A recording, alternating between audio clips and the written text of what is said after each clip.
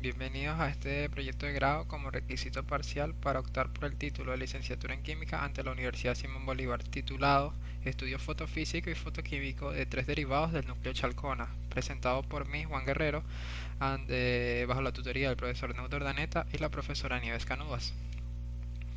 En primer lugar, el cáncer es una enfermedad que presenta una alta tasa de mortalidad y adicionalmente en los últimos años la cantidad de personas que sufren esta enfermedad ha ido en aumento.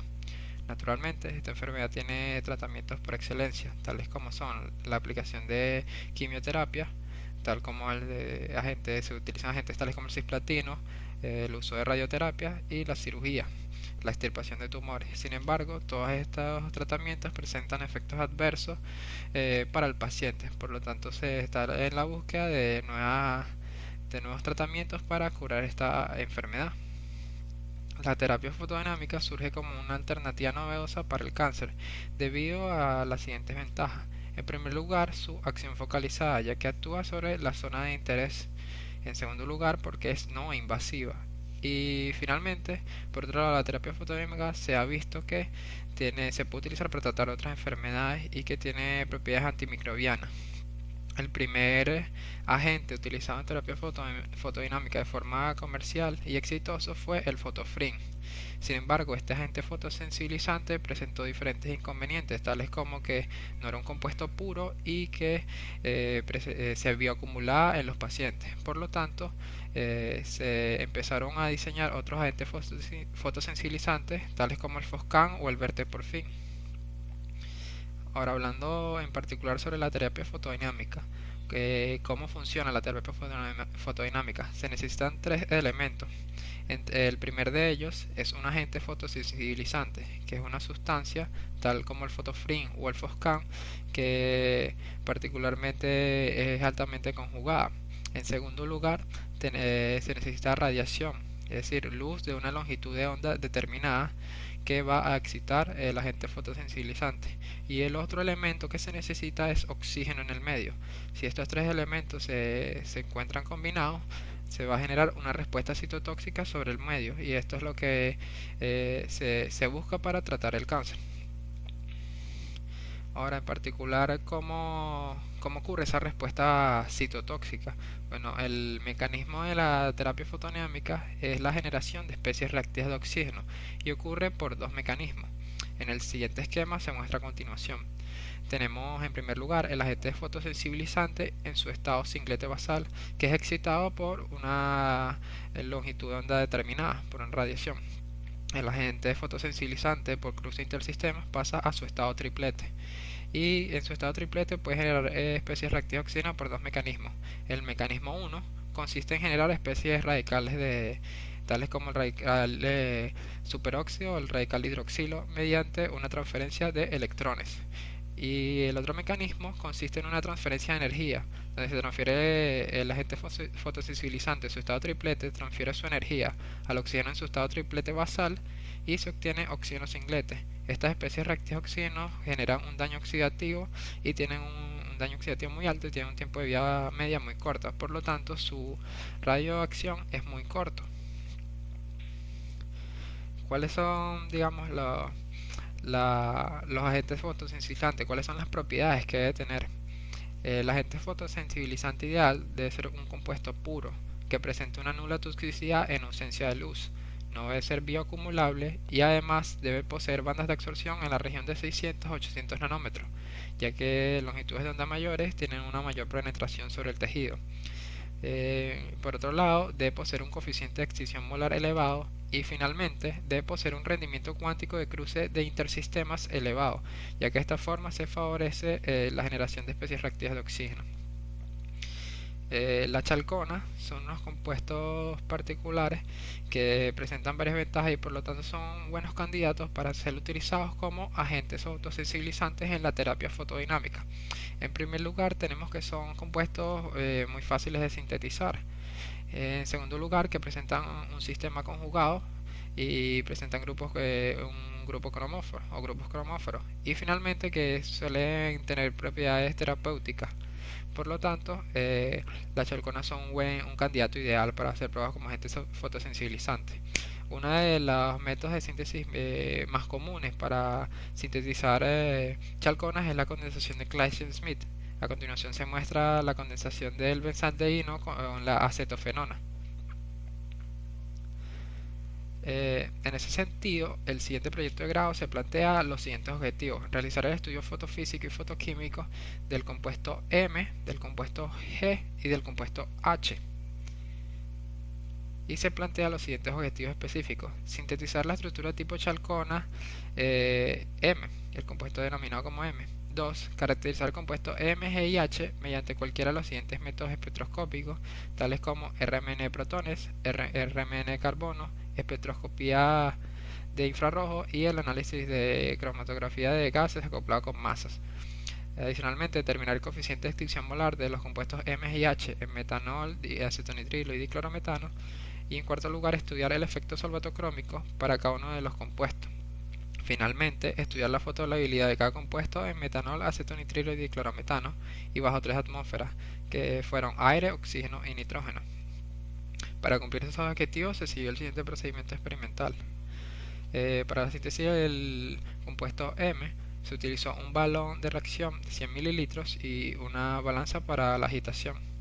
En este caso se agregaron 0,9404 gramos de la paraminoacetofenona en el balón y se añadieron 3 mililitros de etanol y 0,4353 gramos de hidróxido de sodio. Se dejó en agitación durante 10 minutos. Una vez transcurrido ese tiempo se procedió a agregar el aldehído. En este caso se agregaron 0,7833 gramos de 5-metil-2-furaldehído. El aldehído estaba disuelto en 5 mililitros de etanol. La reacción se dejó transcurrir durante 48 horas y se dejó en agitación y cubierto de la luz. Una vez transcurrido ese tiempo, se añadió agua fría y hielo al balón para así favorecer la precipitación del producto. Una vez se obtuvo el producto, se procedió a filtrarlo. El producto filtrado fue lavado con agua fría y etanol frío y se dejó secar. Una vez secado el producto, se disolvió en acetato de etilo y se añadió sulfato de sodio anhidro para así eliminar el agua del medio. Se dejó la solución reposar durante 24 horas y luego esto se hizo pasar por una columna de sílica gel y se dejó la solución en la nevera hasta que el producto se precipitara. Para la caracterización de los compuestos, tenemos que el compuesto M fue caracterizado por RMN de protones y RMN de carbonos, también por espectroscopía de infrarrojo ATR y por la determinación de su punto de fusión. El compuesto G fue caracterizado por RMN de protones, cromatografía de gases acoplada a masas, espectroscopía de infrarrojo y la determinación de su punto de fusión. Y el compuesto H fue caracterizado por RMN de protones de carbono 13, cromatografía de gases acoplada con masas y la determinación de su punto de fusión.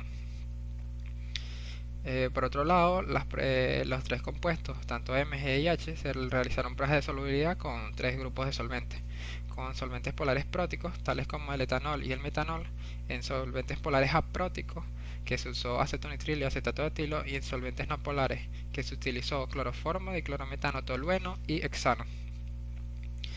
Para los estudios fotofísicos, en particular la evaluación del efecto solvatocrómico y los espectros de absorción, se prepararon soluciones de MgH en metanol, diclorometano y acetonitrilo, y luego se procedió a tomar los espectros de absorción utilizando una celda de cuarzo de un camino óptico de 10 milímetros. Continuando con los estudios fotofísicos, para la determinación del coeficiente de extinción molar, se prepararon soluciones madres de MgH en metanol, diclorometano y acetonitrilo. A partir de esas soluciones se prepararon soluciones de los compuestos MgH mediante las diluciones de las soluciones madres. Así se obtuvieron una serie de soluciones de diferentes concentraciones y ahí se procedió a tomar los espectros de absorción de dichas soluciones. A partir de esos espectros se determinó el coeficiente de extinción molar utilizando la ley de Lambert-Ambir, y esto se realizó por triplicado para obtener el coeficiente de extinción molar como el promedio de las pendientes. Finalmente, los estudios fotofísicos, en primer lugar, los estudios fotofísicos que consistieron en el estudio de la fotovolabilidad de los compuestos M y H, se utilizaron tres condiciones diferentes. Primero, los solventes, que utilizamos metanol, acetonitrilo y diclorometano, donde se disolvieron los compuestos en una concentración de 0,1 milimolar a 0,01 milimolar. La atmósfera empleada fue de aire, oxígeno o nitrógeno. Para las atmósferas de oxígeno y de nitrógeno se burbujearon las soluciones durante 5 minutos, ya sea con oxígeno o con nitrógeno, según sea el caso. Y finalmente para el inhibidor, en el caso de las pruebas con el inhibidor, se agregó DACO en aire y se agregó una concentración del orden de 0,1 milimolar a 0,01 milimolar. Para estos estudios se utilizó una celda de cuarzo de camino óptico de 10 milímetros con tapón de teflón. Y el procedimiento experimental fue el siguiente. Inicialmente se tomó el espectro de absorción de las soluciones a un tiempo cero. Luego de eso se procedió a irradiar las soluciones durante un tiempo determinado, durante intervalos de tiempo regulares, y se procedió a tomar el espectro de absorción una vez más. Y este proceso se repitió varias veces. ¿Hasta cuándo? Hasta que se observó una disminución de por lo menos el 50% del máximo de absorbancia más relevante de cada uno de los compuestos. Ahora, siguiendo con los resultados y discusiones. Ahora, continuando con la síntesis y purificación del compuesto M, tenemos que esta se llevó a cabo mediante una condensación de Claisen-Smith de la para-aminoacetofenona con el 5-metil-2-furaldehído, donde aquí se muestra el esquema de reacción, donde la condensación de Claisen-Smith fue en medio básico usando etanol como solvente. A continuación se muestra el mecanismo de dicha reacción. En primer lugar, el OH del medio abstrae el protón acídico del carbono alfa al grupo carbonilo. De esta forma se obtiene un carbonión. Dicho carbonión, que tenemos un carbono nucleófilo, ataca al carbonilo que es electrófilo. De esta forma el oxígeno del grupo carbonilo abstrae un protón de una base del medio. Adicionalmente, el oxígeno vuelve a extraer otro protón, ya sea del agua o de una base del medio, para así poder formar un buen grupo saliente. De nuevo, la base del medio extrae el protón del carbono alfa al carbonilo y obtenemos una eliminación. De esta forma se forma el compuesto M, con un rendimiento del 66%. Ahora bien, continuando con la caracterización del compuesto M, tenemos los espectros de RMN. En primer lugar, tenemos los espectros de RMN de protones, que se muestra a continuación. Y la asignación de señales queda de la siguiente manera. Tenemos que la señal de menor desplazamiento, de menor ppm, corresponde al metilo. También por integrales vemos que corresponde a dicha señal corresponde al metilo. La siguiente señal integra para 2 y tiene un desplazamiento de 4,27. Por lo tanto, por su desplazamiento y por su integral, corresponde a la señal de los hidrógenos del grupo amino.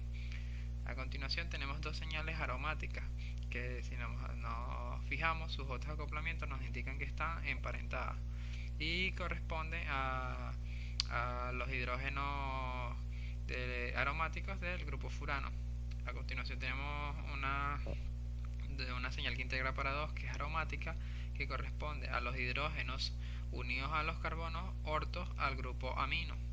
Y a continuación tenemos las dos señales que corresponden a los hidrógenos unidos a los carbonos alfa beta insaturados, siendo la señal de menor ppm la que corresponde al hidrógeno del carbono alfa y la del mayor desplazamiento la del hidrógeno del carbono beta. Finalmente, la última señal corresponde a los dos protones aromáticos que están unidos a los carbonos orto al grupo carbonilo. Continuando con la caracterización del compuesto M, tenemos los espectros de carbono 13 que se muestran a continuación. Adicionalmente, tenemos los espectros APT que nos muestran con una intensidad negativa las señales cuaternarias y las señales CH2. Tomándose en consideración, aquí se muestra la asignación de las señales. El carbono de menor desplazamiento, que tiene un desplazamiento de 14 ppm, corresponde al carbono metilo, que está unido al furano. Las siguientes señales corresponden al solvente, que fue diclorometano deuterado. A continuación sigue el carbono aromático terciario, que tiene un desplazamiento de 109 ppm, seguido de los carbonos aromáticos del grupo para-aminoacetofenona. Seguido tenemos la otra señal del carbono aromático del furano, el carbono terciario, Y a continuación tenemos la señal del alfa beta insaturado, en este caso la señal del carbono beta en 117 ppm. Luego tenemos un carbono cuaternario, que en este caso es el carbono unido al grupo carbonilo. Y a continuación tenemos la señal del carbono alfa al carbonilo. Finalmente tenemos las señales de los carbonos aromáticos primarios, terciarios, de la paraminocetofenona. Y finalmente las señales que nos quedan son las señales cuaternarias, que son las dos señales cuaternarias que provienen del anillo furano, y la señal cuaternaria que proviene del carbono unido al grupo amino. Finalmente, la última señal cuaternaria de menor desplazamiento corresponde al grupo carbonilo. Ahora se muestra el espectro de IR, donde la señal a destacar es la señal de 1652, que corresponde a la señal del grupo carbonilo. En la siguiente tabla se muestra la elucidación del compuesto M con una descripción a detalle de las señales asignadas. Y se determinó que el punto de fusión del compuesto es de 121 a 123 grados centígrados. Para el compuesto G se muestra a continuación el espectro de RMN de protones, donde aquí tenemos la asignación de señales. Tenemos que la señal de menor desplazamiento corresponde al carbono CH2 del grupo piperonal.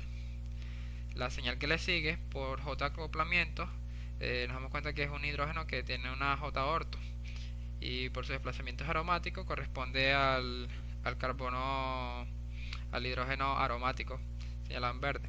La siguiente señal corresponde al hidrógeno que está próximo al grupo cloro del tiofeno. Y tenemos su contraparte, que tiene un mayor desplazamiento, que está orto al grupo carbonilo.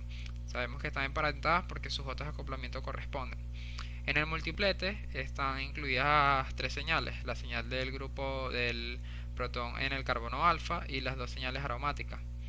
Y finalmente la señal restante sería la vinílica, y sabemos que es así porque la J de acoplamiento corresponde a una J vinílica trans y por su desplazamiento.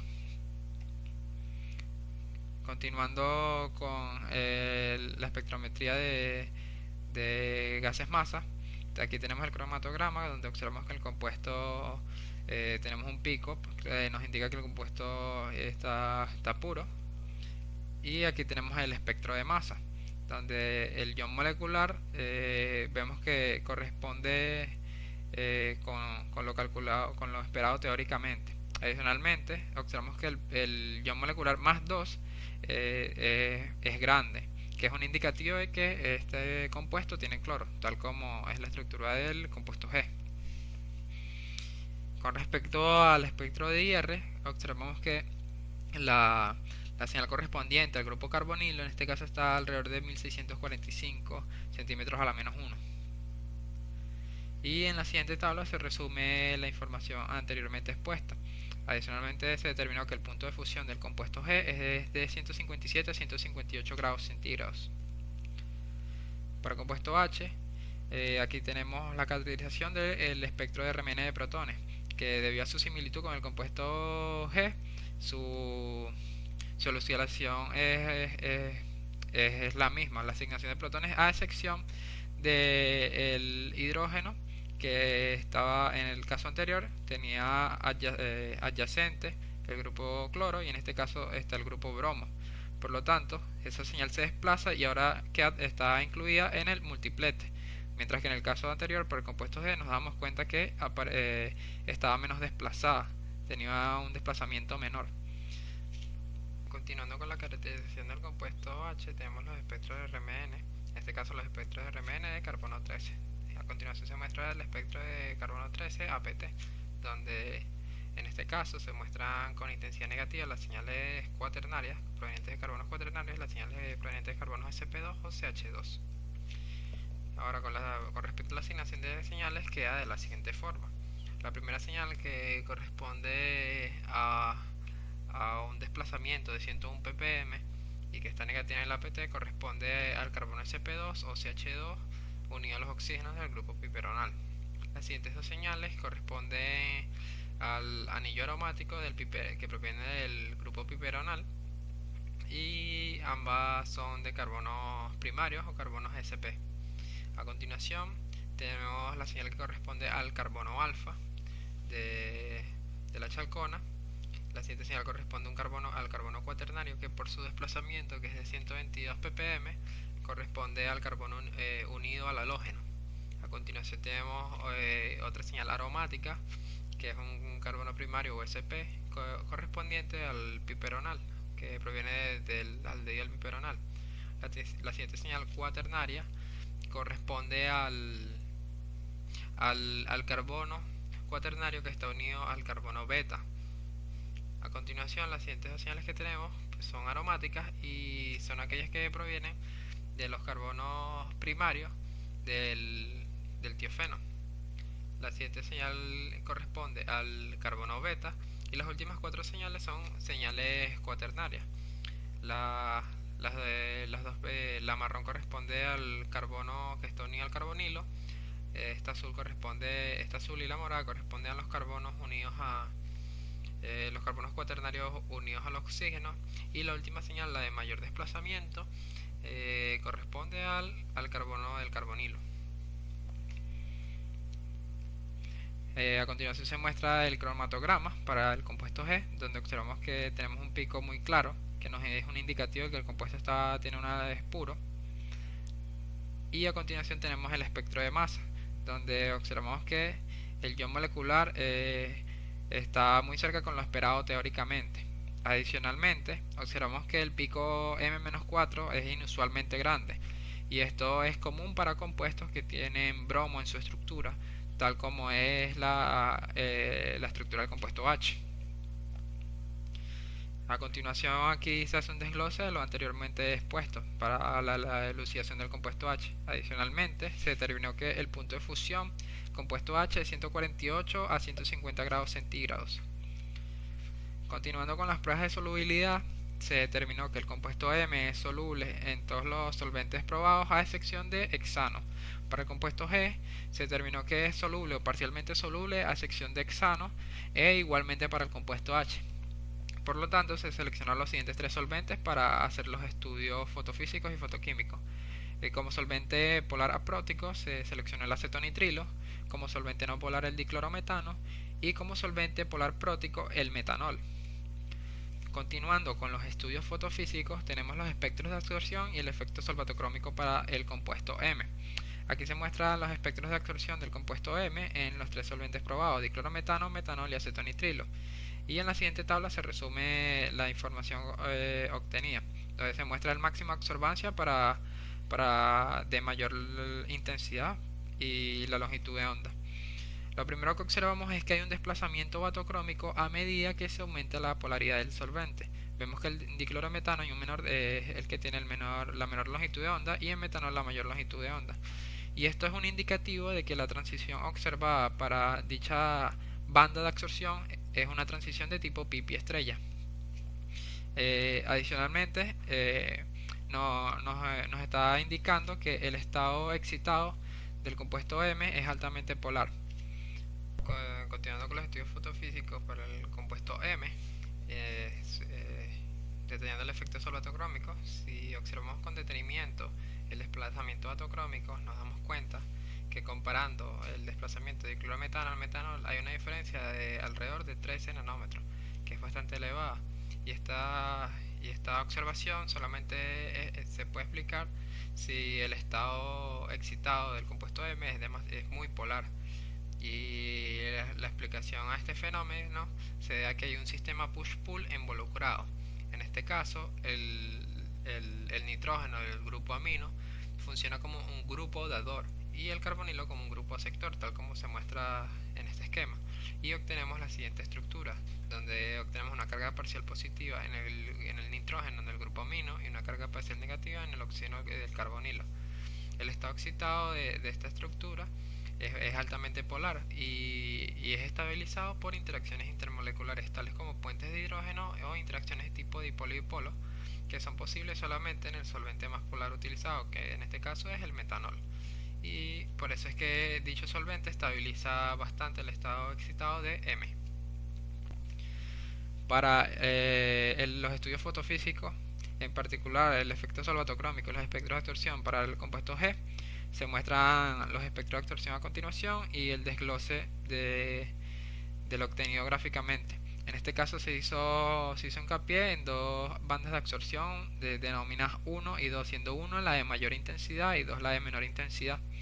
En el caso particular observamos que el desplazamiento batocrómico es prácticamente nulo, no es significativo comparándolo con su contraparte M. Por lo tanto, como hay un desplazamiento autocrómico, esto es un indicativo de que la transición es tipo pi estrella para el compuesto G, para las bandas de absorción observadas tanto para 1 como para 2. Sin embargo, ya que no hay un desplazamiento batocrómico tan pronunciado, esto nos indica que el estado excitado de G no es demasiado polar con respecto a su estado basal. Ahora, continuando con los estudios fotofísicos para el compuesto H, aquí tenemos sus espectros de absorción en los tres solventes empleados, y en la siguiente tabla se muestra el resumen de lo obtenido. Las bandas de máximos de absorción 1 y 2. Igualmente que para el compuesto G no se observa un desplazamiento batocrómico muy elevado, pero sí es un poco más pronunciado. Por lo tanto, esto es un indicativo de que la transición observada es de tipo pi estrella para las bandas 1 y 2. Y adicionalmente, ya que el desplazamiento batocrómico no es tan elevado, esto igualmente nos indica que el estado polar el estado excitado de H no es muy polar con respecto a su estado basal. Ahora, para entender un poco más los resultados obtenidos, en particular con el compuesto G y H, hay que hablar un poco de unos resultados obtenidos por Sucre y colaboradores en el año 2020. Ellos estudiaron estos dos grupos de compuestos que comparten una estructura muy similar a los estudiados en este proyecto de grado.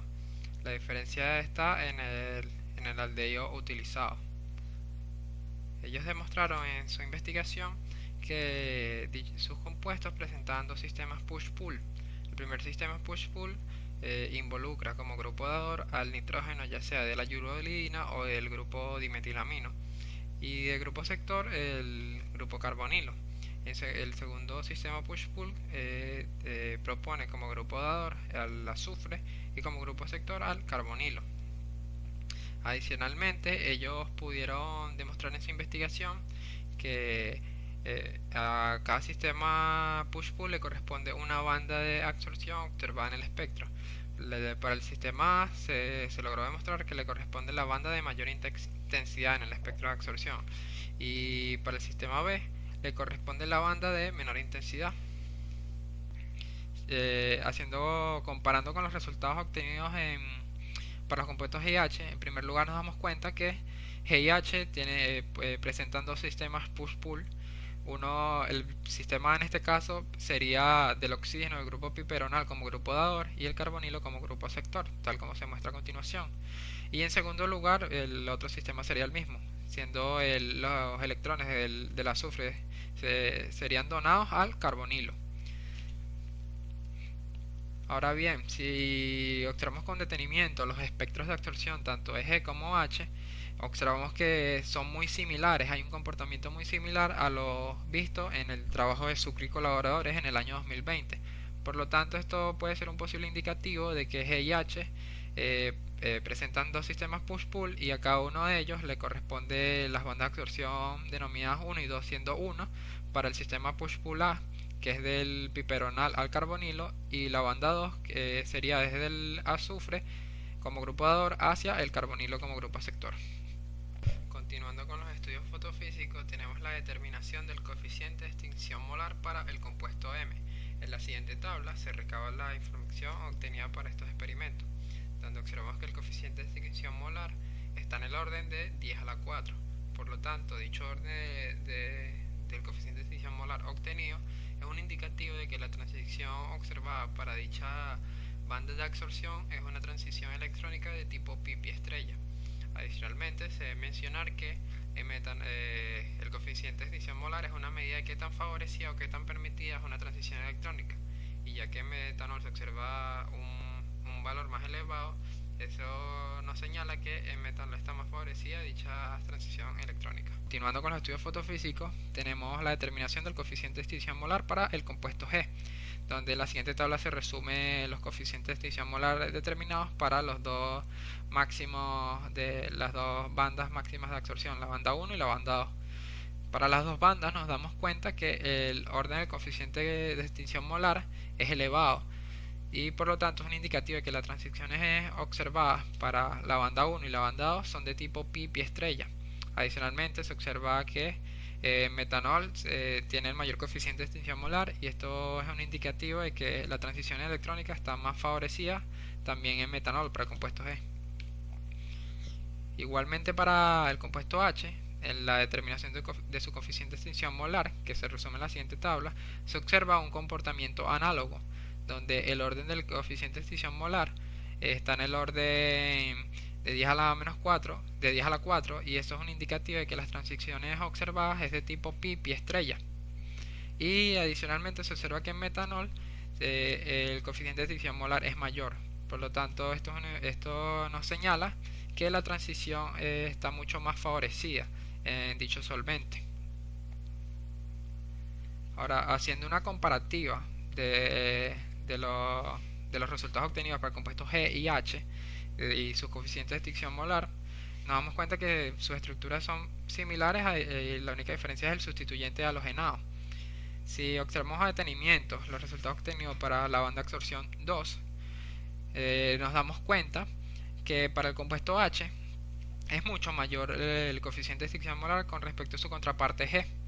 Y si recordamos lo que había mencionado anteriormente, esta banda de absorción corresponde al sistema push-pull, que toma como grupo dador los electrones del azufre y grupo sector el carbonilo. En ese sentido, el cloro, como es más electronegativo, toma una mayor densidad de carga del anillo de tiofeno. Por lo tanto, el sistema push-pull propuesto por Sucre y colaboradores sería menos efectivo que con su contraparte H, que tiene bromo, que es menos electronegativo. Por lo tanto, el efecto inductivo es menor sobre el anillo. Ahora, continuando con la fotodegradación del compuesto M. En los siguientes gráficos se muestran las curvas de fotodegradación en los tres solventes empleados: metanol, acetonitrino y diclorometano. Y en la siguiente tabla se muestra un resumen de los resultados obtenidos. Como nos damos cuenta, observamos que el compuesto en efecto se fotodegradó en todas las condiciones empleadas. Ahora, haciendo un poco más de detenimiento sobre los resultados obtenidos, observamos que hay una dependencia según el solvente que se está utilizando, de la atmósfera que se emplea y de la presencia del inhibidor o la ausencia de él. Por lo tanto, esto señala que la fotodegradación es causada fundamentalmente producto de un mecanismo fotodinámico y que involucra la producción de oxígeno singlete. Adicionalmente, observamos que en metanol el tiempo final de fotodegradación es mucho mayor que para los otros dos solventes. Para este caso fue 20 minutos, mientras que para acetonitrilo y diclorometano fue mucho más rápido, fue 100 segundos. Por lo tanto, esto es un indicativo de que en metanol la cinética de fotodegradación es mucho más lenta, y esto se debe a que el metanol estabiliza el estado excitado de M, tal como se mencionó anteriormente. Por otra parte, se observa que en diclorometano el efecto de la presencia de DACO es mucho más pronunciado que para los otros dos solventes. Y esto se debe a que el diclorometano, por efecto del átomo pesado externo, en este caso por el solvente, favorece los mecanismos fotodinámicos, ya que permite en este caso al compuesto M, a hacer el cruce intersistema. En este caso, como la presencia del DACO es mucho más significativa, debido a que el diclorometano favorece este tipo de mecanismo. Adicionalmente, aquí se muestra a continuación la fotodegradación de diclorometano en aire como un indicativo de que en efecto se observa una disminución de la banda de máxima absorbancia, y se observan puntos isobésticos tanto en este como en los otros gráficos. Y todo esto es un indicativo de que se está ocurriendo una fotodegradación del compuesto inicial y se están obteniendo fotoproductos. Para el compuesto G se muestran a continuación las curvas de fotodegradación en los tres solventes empleados, en metanol, acetonitrilo y diclorometano, y en las condiciones de atmósferas empleadas y del inhibidor. Y adicionalmente se muestra la siguiente tabla que resume la información de los gráficos. Como nos damos cuenta, observando los tres gráficos, concluimos que el compuesto G en efecto se fotodegradó en todas las condiciones. En este caso en particular, observamos que cambiando las condiciones de trabajo para compuestos G, la fotodegradación no varía en gran medida, de una forma significativa. Vemos que cambiando de solvente o de atmósfera o la presencia del inhibidor no afecta en gran medida. Por lo tanto, no hay una dependencia significativa de la presencia del solvente, la atmósfera o la presencia del DACO. Por lo tanto, la fotodegradación en este caso es causada tanto por un mecanismo fotodinámico como no fotodinámico. Por otro lado, se debe mencionar que, igual que para el compuesto M, se observa que el tiempo final de fotodegradación fue mucho mayor en metanol que para los otros compuestos. Por lo tanto, esto es un indicativo de que el metanol estabiliza el estado excitado de G y esto genera que la cinética de la fotodegradación sea mucho más lenta.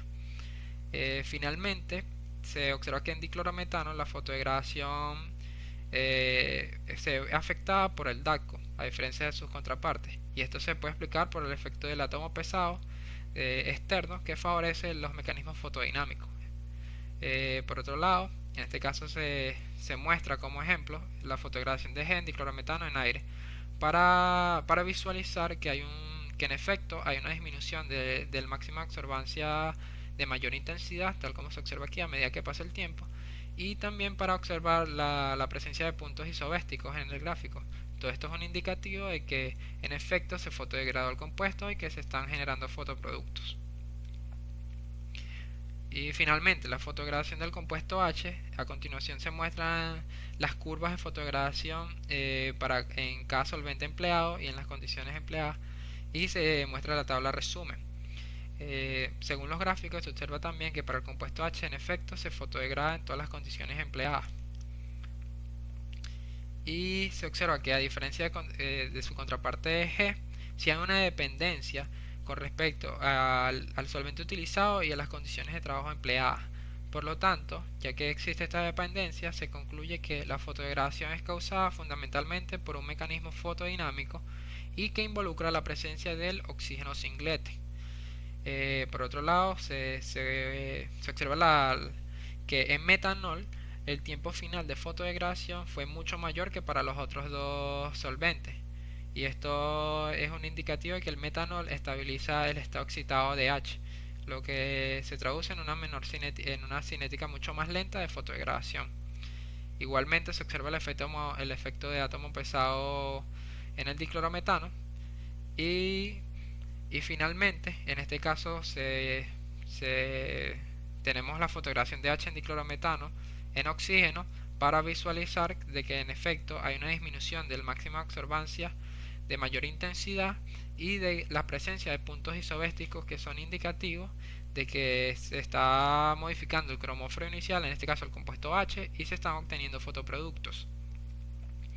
Finalmente, haciendo una comparación entre el compuesto G y H y los resultados obtenidos para la fotodegradación, nos damos cuenta que al comparar sus tablas las diferencias corresponden a que la fotodegradación por H es fundamentalmente fotodinámica, mientras la fotodegradación de G es una mezcla, es mediante mecanismos fotodinámicos y no fotodinámicos. ¿Y por qué se debe esto? Esto se debe a que el compuesto, a su diferencia estructural, que el compuesto G está sustituido por cloro y el compuesto H por bromo. Por lo tanto, por efecto del átomo pesado, por efecto del átomo pesado, el compuesto H está mucho más favorecido a fotodegradarse por rutas fotodinámicas que el compuesto G. Ahora, las conclusiones obtenidas a partir de todos estos resultados. En primer lugar, se sintetizó el compuesto M mediante la condensación de Claisen-Smith en medio básico de la para-aminocetofenona con el 5-metil-2-formaldehído. El producto obtenido fue caracterizado mediante RMN de protones, RMN de carbonos y espectroscopía de infrarrojo ATR. 2. Se caracterizaron los compuestos E y H mediante RMN de protones, RMN de carbonos, espectroscopía infrarroja ATR y cromatografía de gases acoplada con masas. 3. Se observó un desplazamiento batocrómico de la onda de absorción de mayor intensidad del compuesto M al aumentar la polaridad del solvente, y esto es un indicativo de una transición tipo pipi estrella. 4. Los compuestos G y H no presentaron un efecto solvatocrómico significativo al cambiar la polaridad del solvente. Por lo tanto, no hay una gran diferencia entre la polaridad de su estado basal con su estado excitado. 5. Se observaron similitudes en los espectros de absorción y las estructuras de los compuestos G y H con respecto a otros compuestos estudiados en la literatura, es decir, los reportados por Sucre y colaboradores en el año 2020, que indican que G y H podrían presentar dos sistemas de transferencia de carga intramolecular o sistemas push-pull. Además, cada uno de dichos sistemas serían responsables de una banda de absorción particular del espectro de absorción. 6. Se determinaron los coeficientes de extinción molar para los compuestos M, G y H en acetonitrilo, metanol y diclorometano, para sus máximos de absorción más relevantes. El orden de magnitud obtenido para dichos coeficientes fue de 10 a la 4, lo cual permite establecer que para las bandas de absorción estudiadas corresponde a transiciones electrónicas de tipo pipi estrella. 7. Se determinó que los compuestos M y H se fotodegradan al ser irradiados. Además presentaron un fotoblanqueamiento de su respectiva banda de absorción de mayor intensidad y una modificación del cromóforo inicial. 8. Se determinó que la fotodegradación de M depende en gran medida del tipo de solvente utilizado, de la atmósfera empleada y de la presencia del inhibidor DATCO. Por lo tanto, se concluye que uno de los principales mecanismos de fotodegradación de M es fotodinámico e involucra la producción de oxígeno singlete. 9. Se determinó que la fotodegradación de G no depende en gran medida del tipo de solvente utilizado, de la atmósfera empleada y de la presencia del inhibidor. Por lo tanto, se concluye que tanto un mecanismo fotodinámico como no fotodinámico es fundamental para la fotodegradación de G. Además, se determinó que uno de los mecanismos fotodinámicos involucrados en la fotodegradación de G involucra la producción de oxígeno singlete. 10. Se determinó que la fotodegradación de H depende en gran medida del tipo del solvente utilizado, de la atmósfera empleada y de la presencia del inhibidor. Por lo tanto, se concluye que un mecanismo fotodinámico es fundamental para la fotodegradación de H e involucra la producción de oxígeno singlete. 10. Se determinó que la fotodegradación de H depende en gran medida del tipo de solvente utilizado, de la atmósfera empleada y de la presencia del inhibidor. Por lo tanto, se concluye que tanto un mecanismo fotodinámico es fundamental para la fotodegradación de H e involucra la producción de oxígeno singlete. 11. La fotodegradación de M, G y H metanol fue la más lenta comparándola con sus otras contrapartes, con los otros dos solventes empleados. Y esto se debe a que el metanol permite estabilizar el estado excitado, que es más polar que el estado basal, y por lo tanto disminuye la cinética de fotodegradación. 12. La fotodegradación de M, G y H en diclorometano fue la que presentaron un mayor porcentaje de fotodegradación al comparar con la fotodegradación de dichos compuestos en los otros solventes utilizados. Esto se debe al efecto del átomo pesado que facilita el cruce intersistema y por ende favorece las rutas fotodinámicas como mecanismos de fotodegradación. Y finalmente, la diferencia entre la fotodegradación de G y H se debe a las diferencias entre sus estructuras. Por su parte, sostuvo que la fotodegradación de H se ve fundamentalmente un mecanismo fotodinámico, mientras que para G se ve un mecanismo tanto fotodinámico como no fotodinámico. Finalmente, las recomendaciones. En primer lugar, se recomienda estudiar la mezcla de fotoproductos obtenidas de la fotodegradación de los compuestos M, G y H para así determinar los mecanismos de fotodegradación no fotodinámicos. Y finalmente se recomienda realizar estudios biológicos para determinar si los compuestos son fototóxicos. En particular, se recomienda realizar ensayos de fotosensibilización in vitro, tales como el ensayo de hemólisis fotoinducida en eritrocitos humanos y el ensayo de inhibición de crecimiento de levaduras. Muchas gracias por su atención.